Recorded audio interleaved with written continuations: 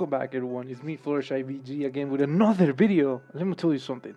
That's right, I'm playing Glaive, one of my favorite heroes.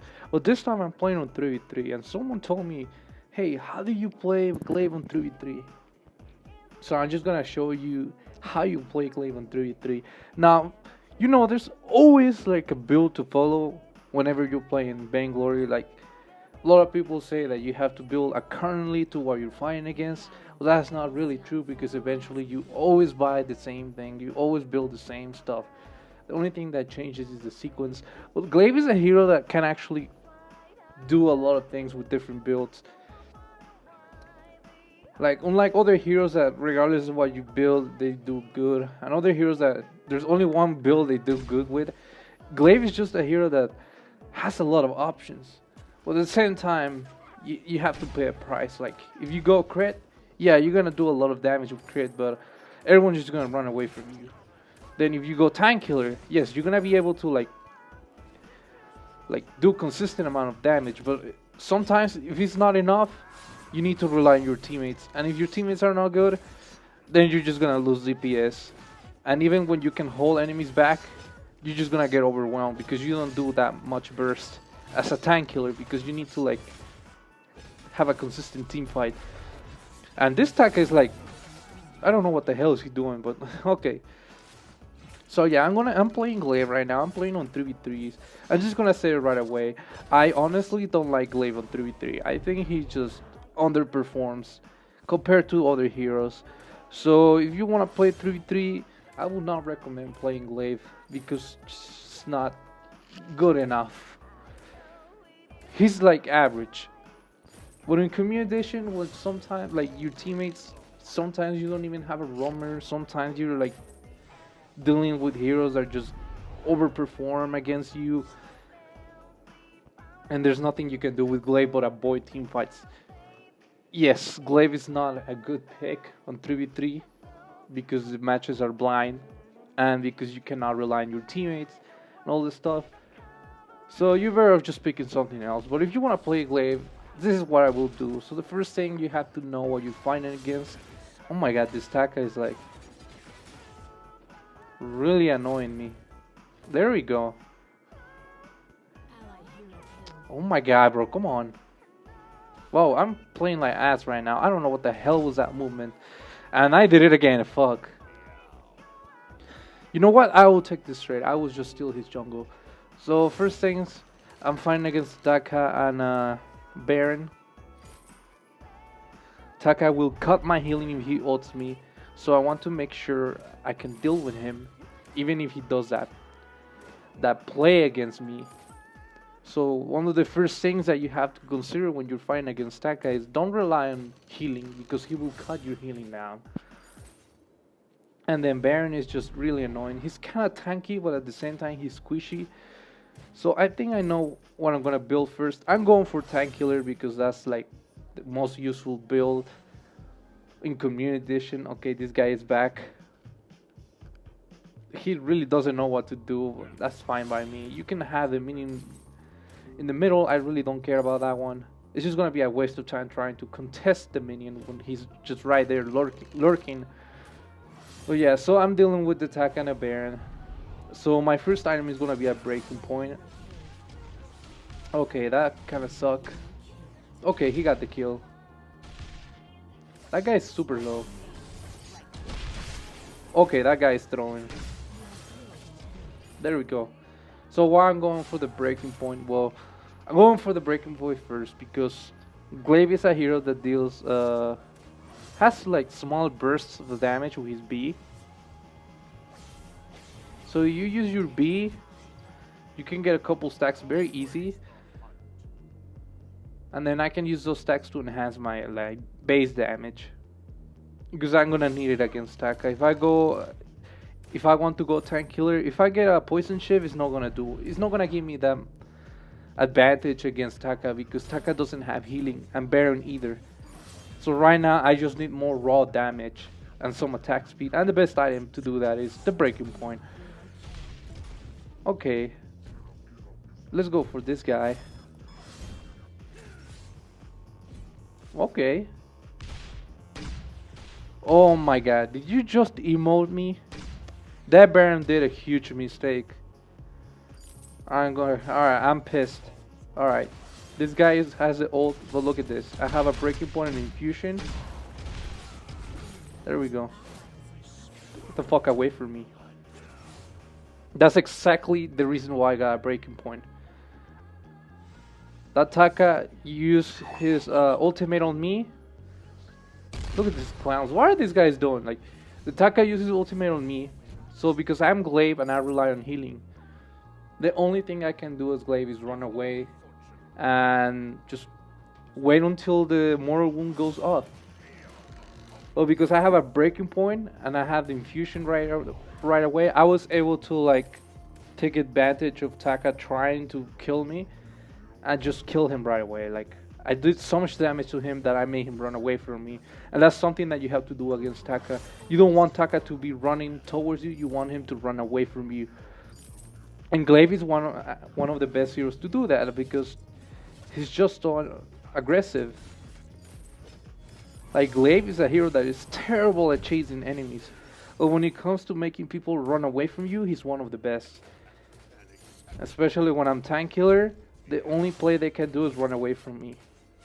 This guy wants to go for the flicker. Oh my god, flicker. I mean Warhawk.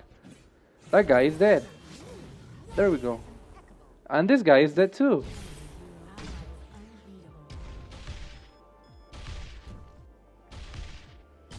That guy can just keep shooting me like, okay, you're dead. That's what you get for emoting me earlier. So yeah, so if you want to play Glaive on 3v3 or like on 5v5, you have to think about what you're building. Because you know, like, depending on the build you have to play Glaive totally different. It's not like, oh, if you go CP, you play this way, and if you go weapon power, you play this way. No, with Glaive, like, you can play weapon power, he probably has like 4 or 3 different play styles, depending on the items he has. Right now I'm going tank killer, so my strategy is to make sure I can do a lot of damage, very consistent. Like right there, I was able to just afterburn him and just keep basic attacking, get him stacks. And why the fuck am I lagging? Look at where I am, what the fuck?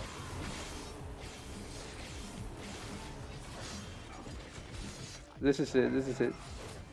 Ah, he went the other way. Well, I afterburned the Catherine. Oh my god, bro, why am I getting clown like this?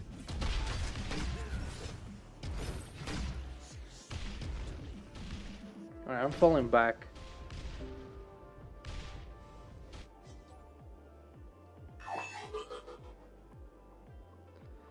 Alright, I'm gonna need some boots.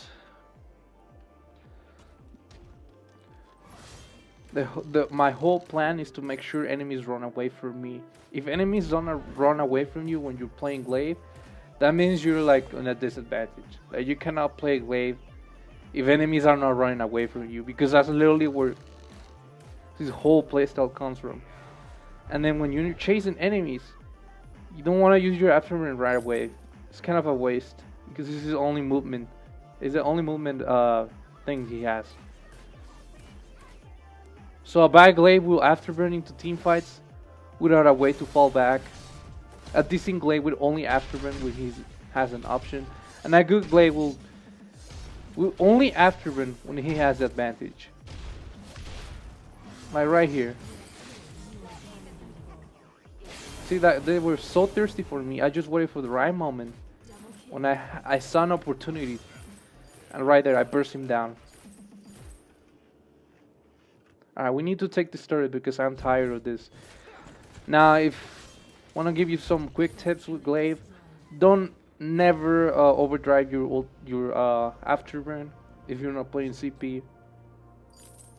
Now you may be asking, oh, but what about the cooldown? It's like, I think the cooldown that you get from overdriving your A is like 4 seconds. But the percentage of the damage that gets enhanced when you max your B is above 50%. I think it's 65, so your B becomes really strong.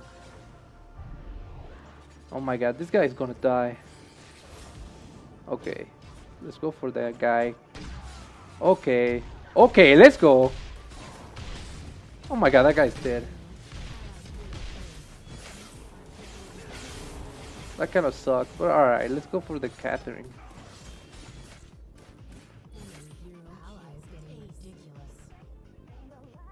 So one thing to consider when you're playing Tank Killer Glaive, you don't do that much damage, but it's 100% consistent of whatever you're fighting against. That's why it's easier. Alright, let's go back to what I was saying before they come back. You don't need to overdrive your A. You don't need those 4 extra seconds. And a lot of people don't understand this, but yeah, you might be have used those 4 extra seconds will help you chase enemies. But have you considered exactly how often do you use your afterburn's late game? Like most of the time, like a bad glaive will afterburn all the time, right? Like a bad glaive will afterburn and then they will kill themselves, positioning themselves in like bad places. But a good glaive will fucking wait for the right moment. A good glaive will be like roaming around for 20 seconds until he sees a good opportunity to afterburn. So having the extra cooldown really doesn't do anything for Glaive because he will not be able to afterburn most of the times. He's just gonna be right there waiting and waiting and waiting. And when you're playing Glaive, it's all about patience and executing the right place at the right moment. I will describe Glaive as a playmaker more than a warrior because, you know, warriors are just like Rona and Cruel are heroes that just go in, balls deep, they don't give a fuck. But Glaive is a hero that has to be more careful because he's more like, he's easier to kill if he gets exposed. And you have to be more meaningful about what you're doing. Like right here, I'm not gonna go after them. Even if I have my 3 damage items already and all that stuff. Because I know I will not be able to do anything. And why the fuck am I lagging?